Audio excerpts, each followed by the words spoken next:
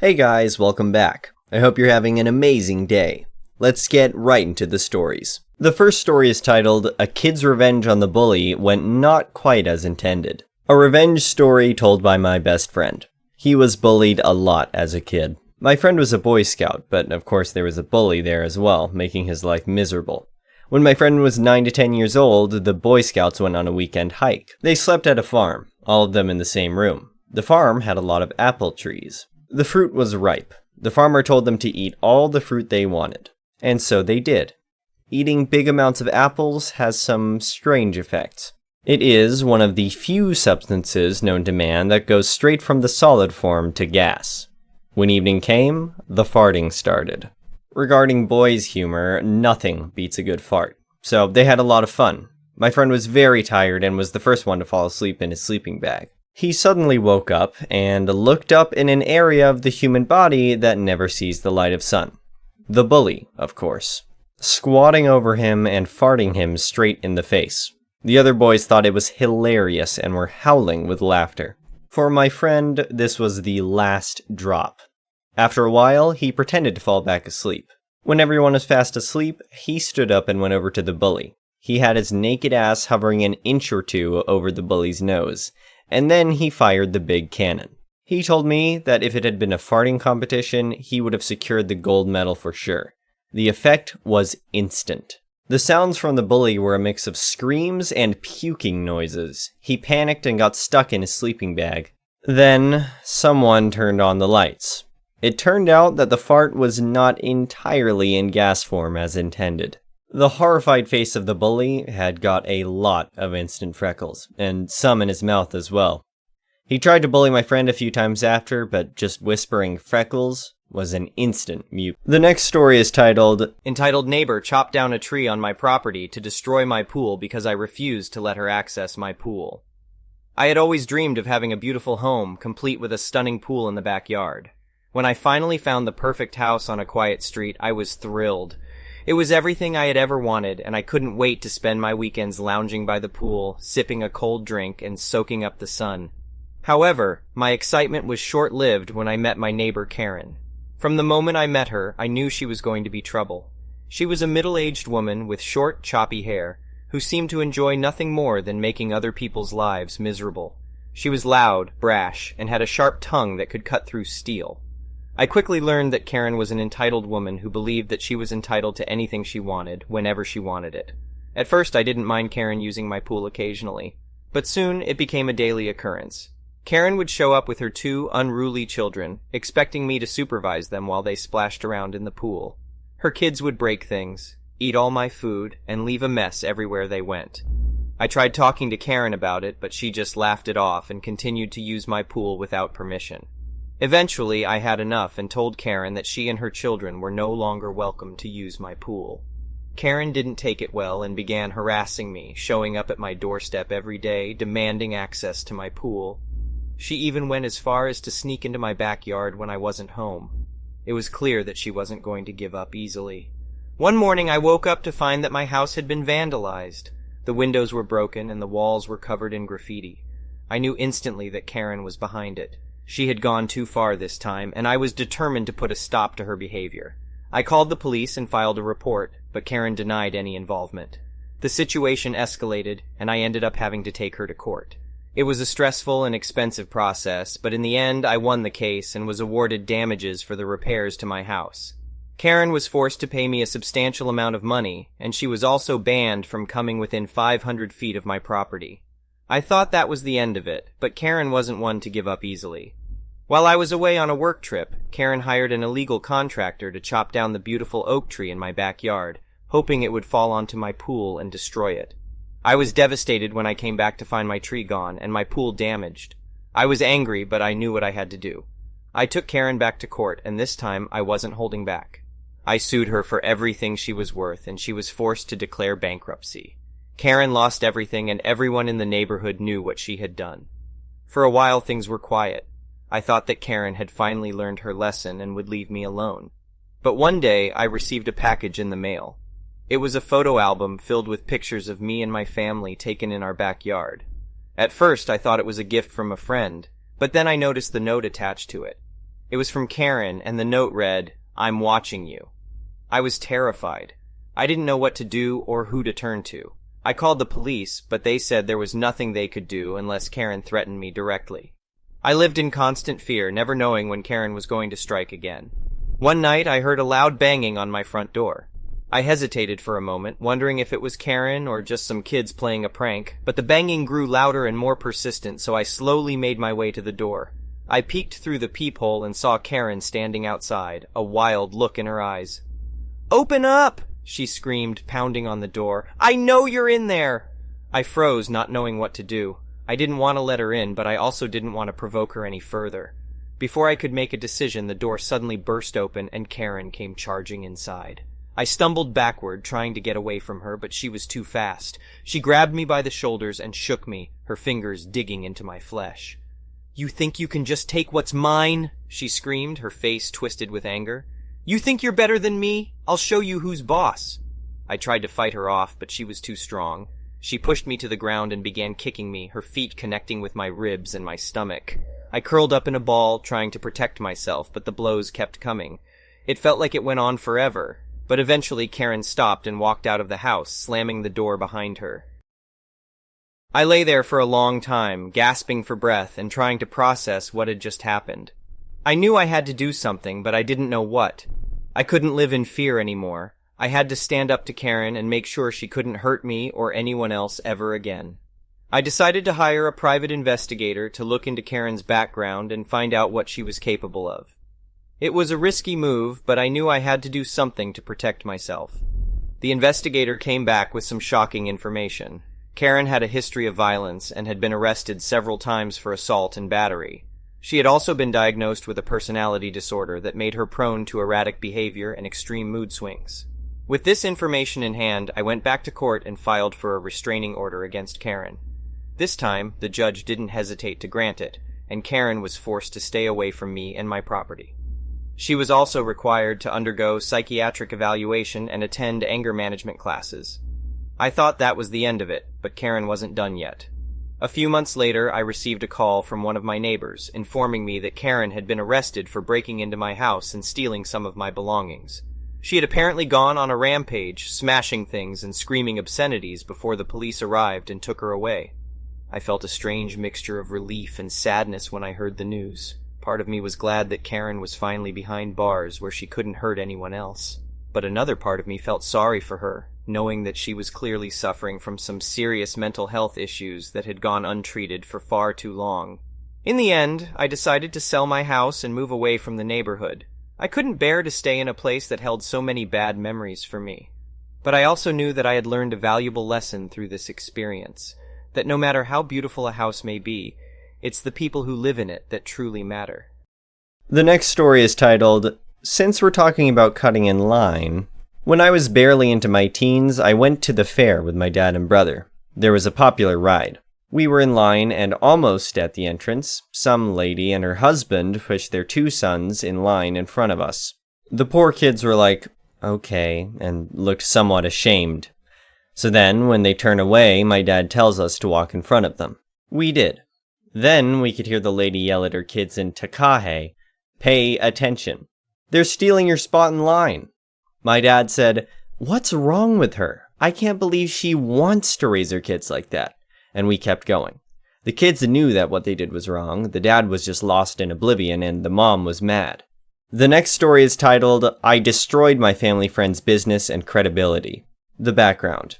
A few years after I started university, a friend of my mother's, who we will call Cook, started what can be generously called a restaurant in a small town a couple hours outside of the city we lived in. It was really a glorified hot dog stand and a golf course. My mother had invested money into the business, so she had a small personal stake in ensuring its success. That meant that she would often enlist us, aka my brother and I, to wait her when she could not do it herself. And my brother hated this guy. Though I don't blame him. Cook had no idea how to run a business, and he was completely uninterested in learning. He was also completely computer illiterate, and had me set up the Google account for his business.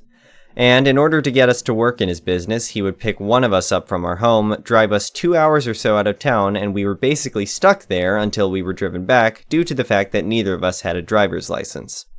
And since my brother had problems with this guy, legit concerns that were brushed off as him having a bad attitude, I was the one who more often than not had to spend 2 to 10 days at a time there, stuck in a barely livable house until I was laid back home.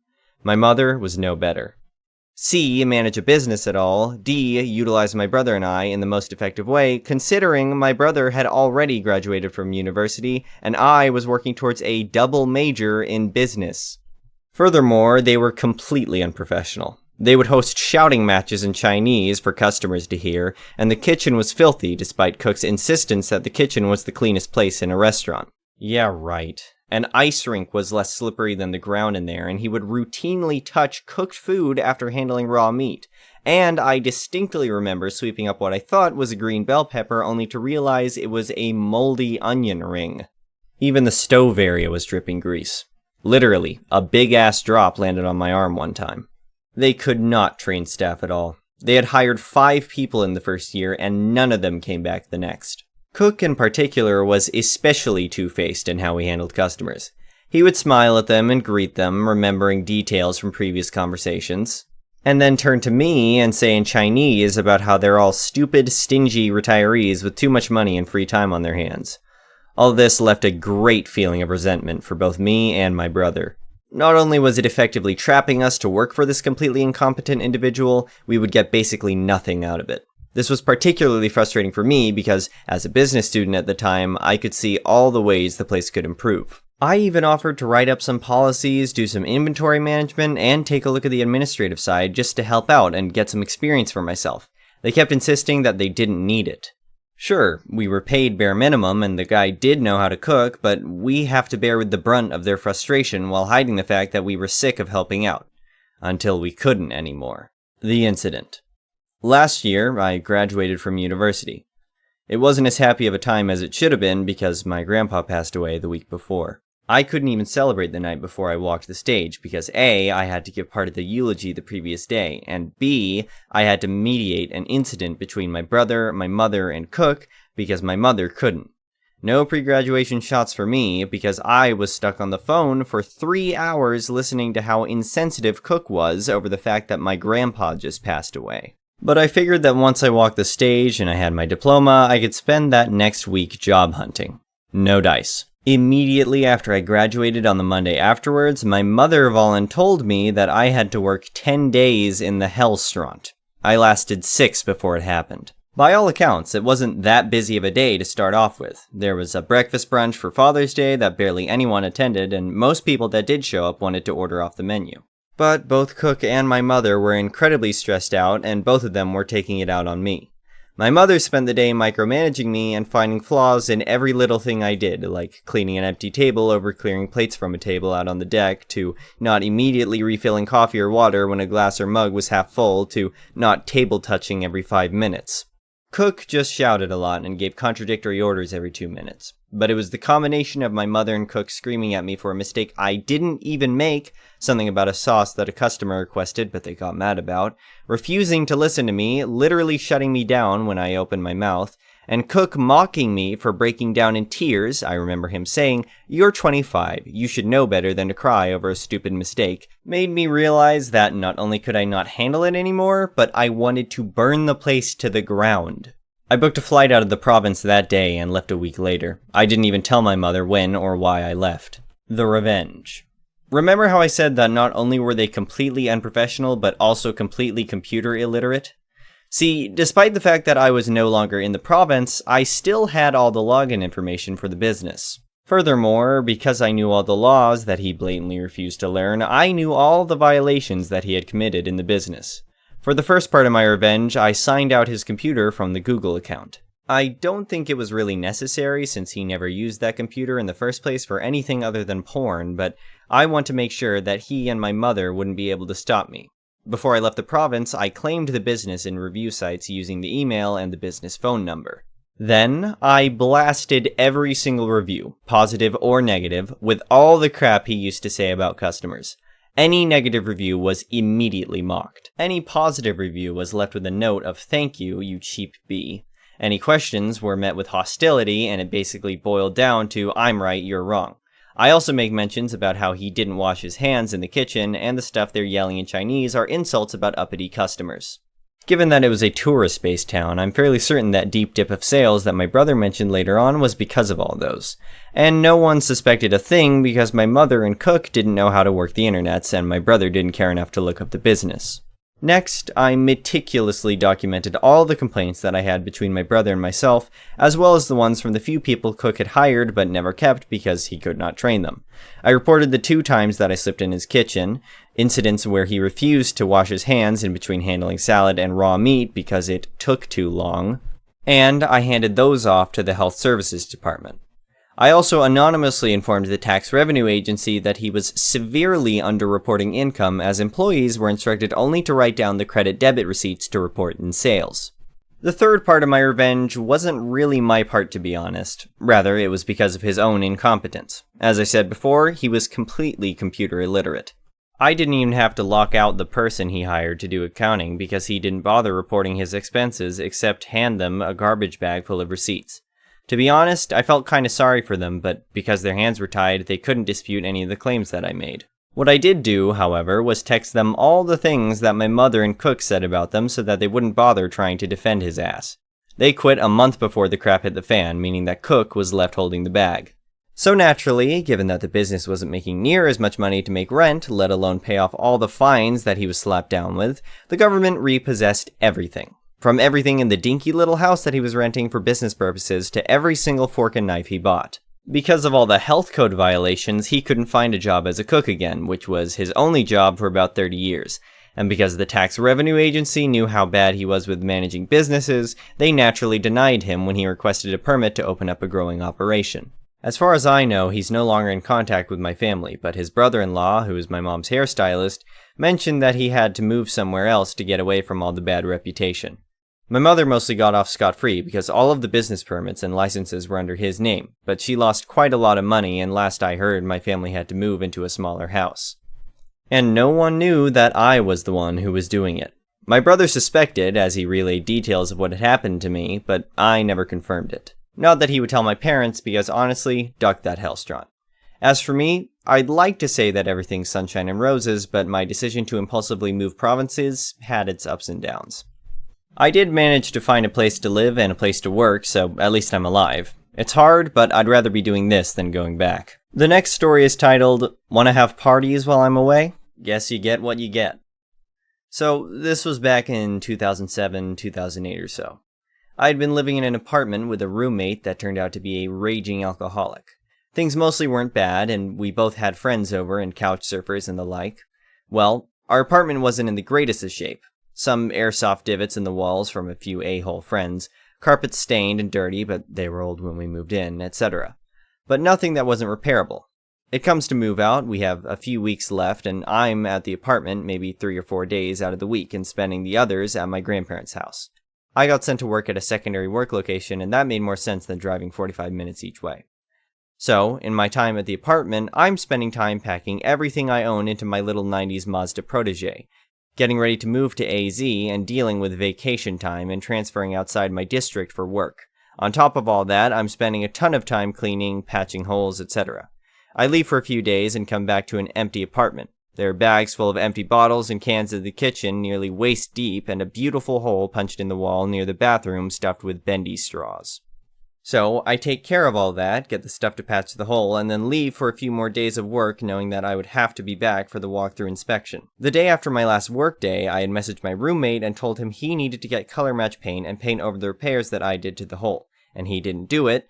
So, I show up at the apartment with a couple hours to go until the walkthrough in order to polish up on any little things, only to find he never painted the one thing I asked him to do, and it's not done. So, I run to Ace, get the paint over, and open all the windows so the smell can dissipate. Then, the walkthrough happens, and they say that they can smell the fresh paint, but can't tell where it is, so I must have done one heck of a repair job. Damn right. Cue petty revenge. When we got the deposit back, it was sent to me, and since I had to spend so much time and effort cleaning and repairing the apartment and didn't get any help in return, I instead told my roommate that they charged us for the carpets and pocketed that money instead. Wasn't a lot of money, probably about half what I would have been paid as a handyman doing the same repair work. Thank you for watching. I would really appreciate it if you could like the video and subscribe to our channel if you haven't already. We'll see you again tomorrow.